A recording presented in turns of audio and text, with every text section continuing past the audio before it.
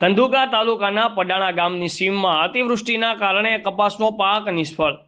ધંધુકા તાલુકાના પડાણા ગામની સીમમાં આ વર્ષે અતિશય વરસાદ પડવાના કારણે માત્ર એક જ પાક લેતા ખેડૂતોનો કપાસનો પાક સંપૂર્ણપણે નિષ્ફળ ગયો છે। સતત વરસાદ અને પાણી ભરાવાના કારણે પાકને ભારે નુકસાન થયું છે, જેના કારણે ખેડૂતોને મોટું આર્થિક નુકસાન વેઠવું પડી રહ્યું છે।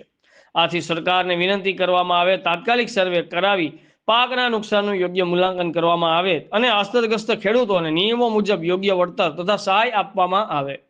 રિપોર્ટર ઇમરાનભાઈ ગદાઈ, ઇન્કલાબ ન્યૂઝ, ધંધુકા। મારી પાછળ જે દેખાય છે તે પડાણા ગામની સીમ, ગામ પડાણા, તાલુકો ધંધુકો, જિલ્લો અમદાવાદ, કે જ્યાંના લોકોને આસમાન આધારિત ખેતી છે, એટલે કે માત્ર એક કપાસનું વાવેતર કરી અને ઉપજ લે છે।